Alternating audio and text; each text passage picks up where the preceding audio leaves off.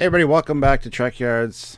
I'm Captain Foley. I'm Commander Coggins, and we literally moments ago both stopped watching or finished watching the new short trek, the brand new surprise release for the next brand new release tomorrow. We didn't get anything for a while. We're waiting for a release schedule. We got two the same week. It's crazy. So we watched Q&A, just so you're aware of which one we're talking about, depending on when you watch this. And The Turbolift one. Yeah, I was actually surprised. I wasn't sure I was going to like this one too much, but I was actually pleasantly surprised at the end of it. I felt good about it. There was a few things that were kind of like, well, that's okay. Overall, it was an enjoyable piece, and I really liked it. So, Wow. So So what do you think? Short review.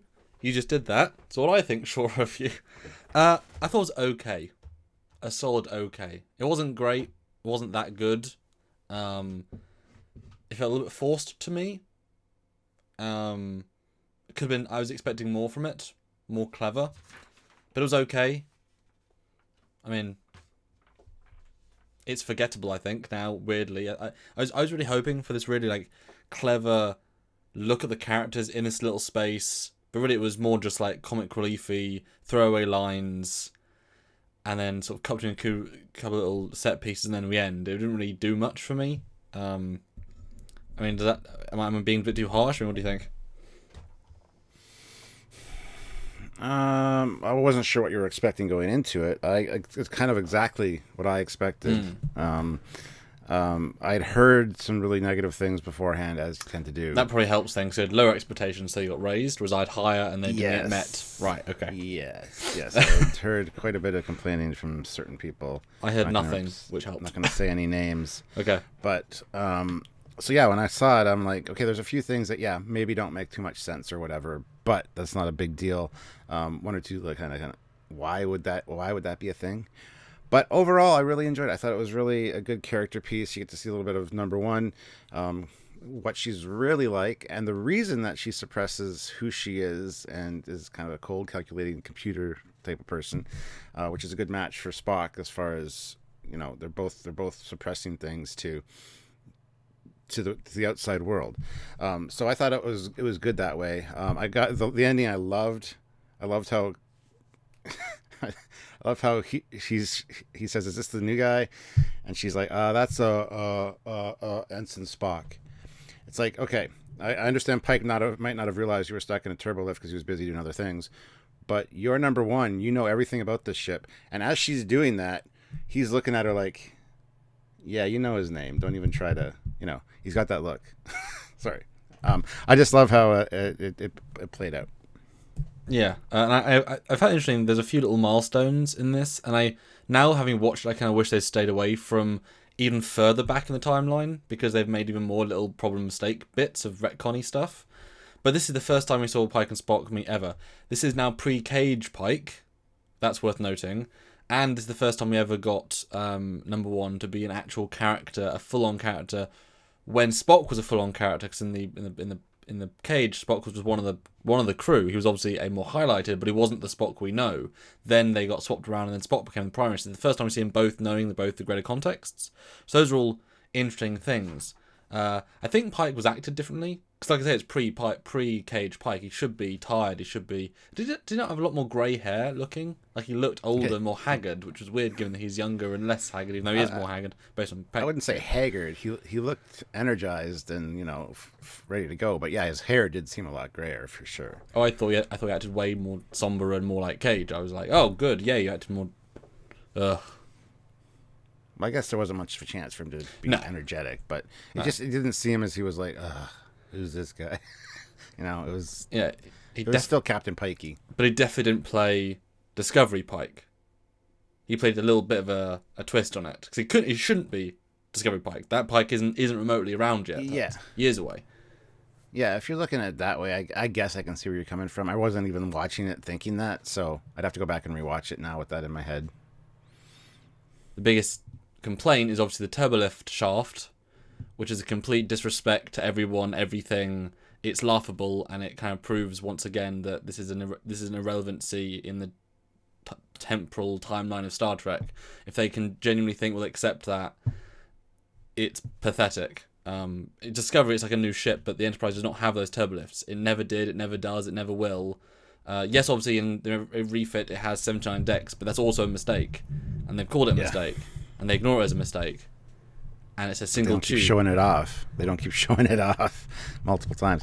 We tried to rationalize that kind of thing going on inside the Discovery, because it's a different ship, it's a science vessel, whatever. Empty space, We talked about the empty stuff. space.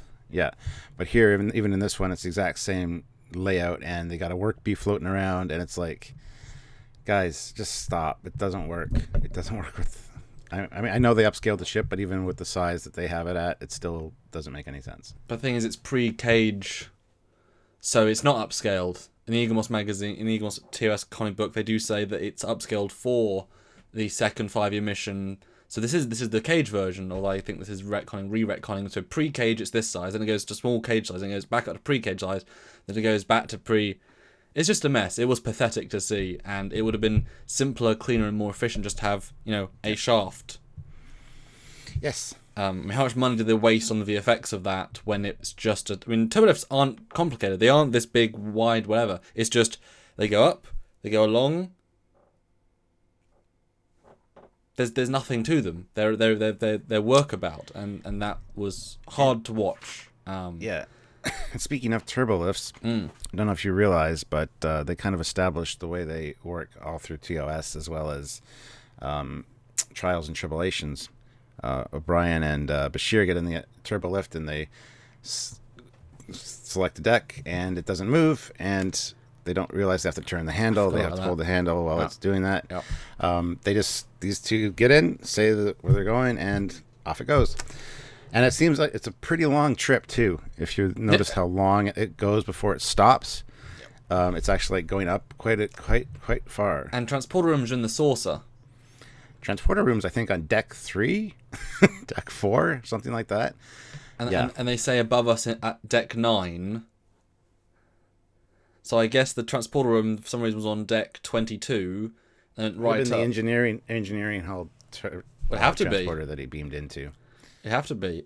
It's just there's a yeah. And the problem is those sorts of lack of thought elements filter through.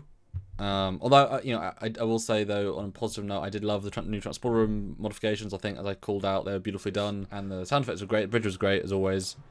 You say the turbolift is great, but it seems cavernous, very huge, and also, why in God's name would anyone ever put an access panel that you have to access at the very top of the turbolift? If you ever get stuck in there by yourself, you'll never be able to reach it to access anything, to fix anything, to get out of the turbolift. That was the stupidest place for an access panel I've ever seen in my life. And I like how at no point in Spock's training in the Vulcan Academy or in the Federation Academy or through his world of martial arts, and no one teach him how to just lift someone up without touching their waist. Never crossed his training, so he was like, "What is this?" It's like he's not 5. He's a seasoned. He's a full officer. These things aren't.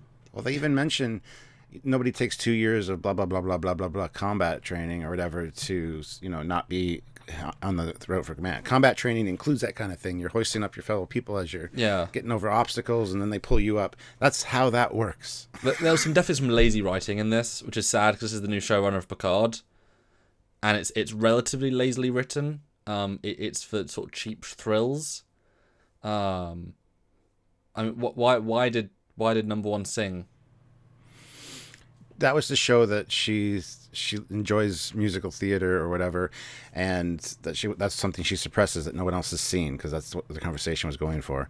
I do, in fact, like the fact she did that, because it kind of makes her feel more relatable, considering the only times we've seen her, she's been very cold and calculating.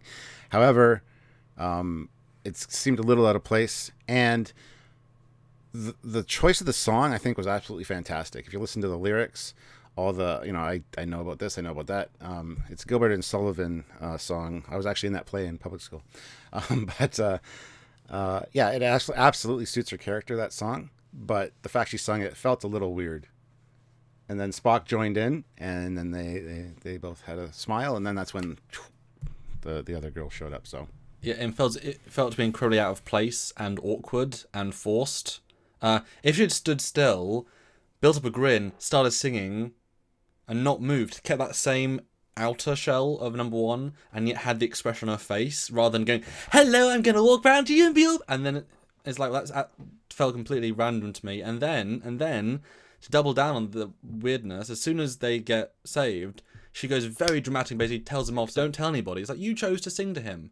You cannot be that mean to him in that moment. That is very, very disrespectful and so forceful. And it's just like, well, don't choose to reveal that to him and then be that mean a second later. It felt so disingenuous to the writing. I didn't appreciate that moment at all.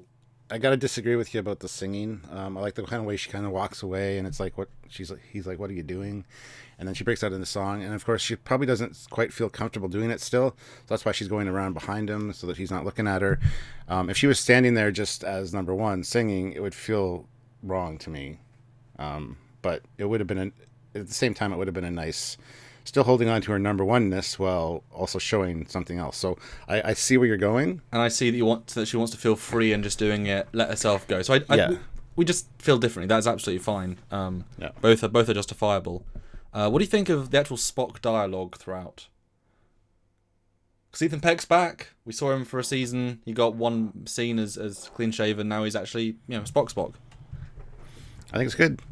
There's a lot of techno babbly questions, but then there's stupid things like, do you like eggplant, which could be a euphemism for something if you know your emojis. And then I felt like he should have said, I like eggplant, because he likes science. It was just that kind of weird vibe. Like, one minute it felt like Spock, and the next minute it's like, nope, where'd that go? What happened? But overall I thought it was, as I said, it was entertaining to watch. I rather enjoyed it. So yeah, I kind of felt like, though, his dialogue, if it was O'Brien, not a Bashir, it would have felt the same. Like, or the Doctor, there's nothing really Spock to it. I just wanted to see more Spockanisms, and having to ask questions. I mean, how can you ask a question as Spock that much? You know what I mean? I felt that was a wasted opportunity. I was expecting this like nice little deep dive of really interesting dialogue, and all I got was masking questions for over half of it, and then sort of launching number one do stuff. So I didn't get, could have been any character really. Ethan Peck was underserved, I think. I was really excited to see him do something really good, especially that's classical Spock, or well, at least young classical Spock. I just didn't get that. He was kind of ordered to ask questions though, and the short's called Q&A, so that's the whole thing. Which in itself felt forced. I couldn't see Nimoy doing that. I just didn't feel like that's what Spock would be like. Oh, I'm just going to ask 150 questions. And especially the ones that are technical, because you really don't think he knows what Replimat style the ship's using, or what operating system. You really don't think he researched that. Oh, he did. And he asked which one they were using. And she hadn't upgraded to the latest one because she didn't think it was elegant enough, and neither did he. They both agreed. But then she did. He asked, but he should have known. I just felt like he had a total lack of knowledge in it, even though he would heavily research this ship before going in. Maybe he did know that they had the 0.4 version, and that's why he asked, like, maybe it's been upgraded since I last researched it, because it's almost like they're supposed to all be at 0.5, the 0.5 version. I don't know. It just, that did not at all bother me. I just, Lenny Moy Spock would have really cared about this assignment, and then the questions wouldn't have been that sort of question. And then it's like at the end, Pike would know that Spock's coming on board. He wouldn't say, "Who's this?" He'd say, "Well, we've got one new Vulcan officer coming on today. There he is." He just said, "Is this the new guy?" And then she said, "Yeah, it's Ensign Spock." He's giving her that look like, "Yeah, I know it is."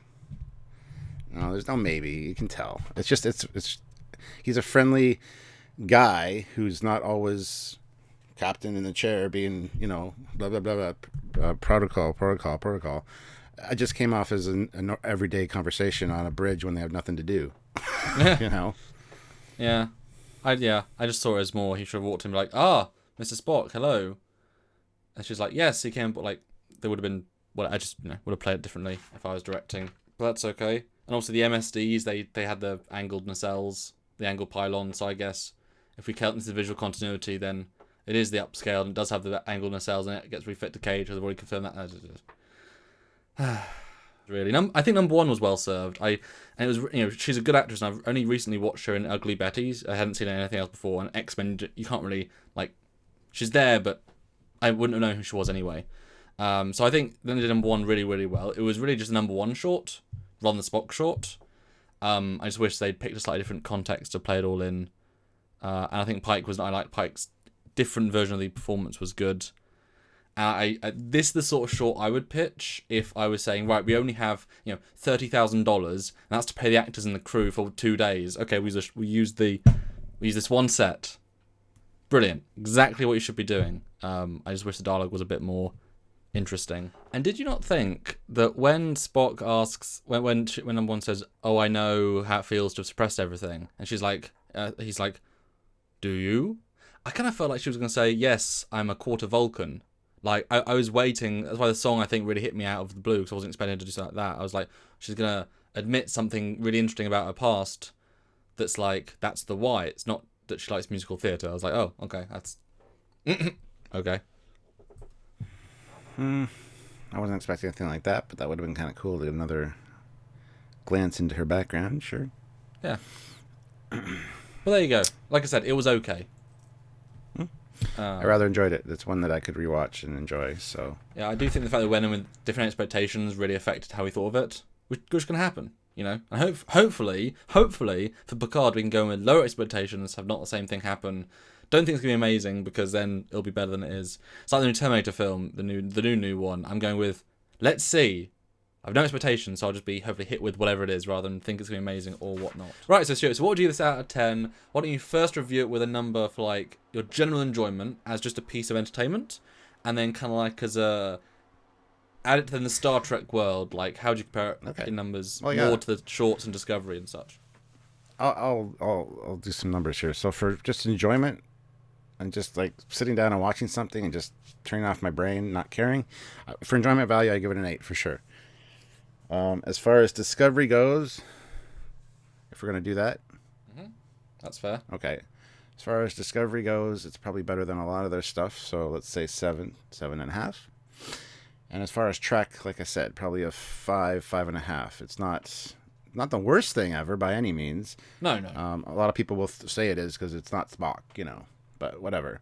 That's my score. So if you don't agree with it, that's your problem. But you're good anyway. To clarify there. There's the thing. I would say general enjoyment was a 6, because I like the overall sense of it's new, yay. I like Ethan Peck a lot, and I think Rebecca Romaine really did herself justice there. And it shows you how they didn't do it justice in her season, which was sad. So 6 for just general enjoyment. For Discovery, that's really difficult.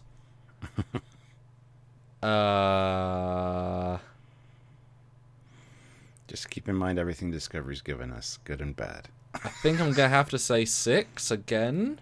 Yeah. It's probably better than most of season 1. But it's a very hard clarification, because it's not great, but it's also not bad. It's just an okay, and okay is still better than a lot of their mistakes. In terms of all Trek, it's probably like a 3. It's like it doesn't do the characters justice really compared to TOS or the movies, or you know what I mean. But it's fine, it's okay. But I'm excited for the next one though, Stuart, because this one I had expectations for Spock and number 1. This next one is just going to be fun and silly and archers and there's a ship shot, yay. Oh, good. Yeah, I was expecting an Enterprise shot in this one, but that would have been, it was safe for them not to. So I kind of didn't show the MSDs in the ship, because it would have left a suspension of, it could have been anything, but kind of good they didn't, because it would have not been the right ship.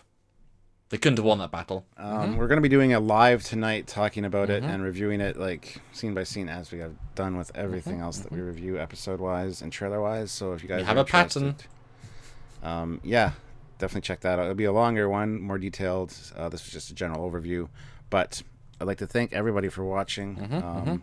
And please like the video, subscribe to the channel, and don't forget to click the notification icon.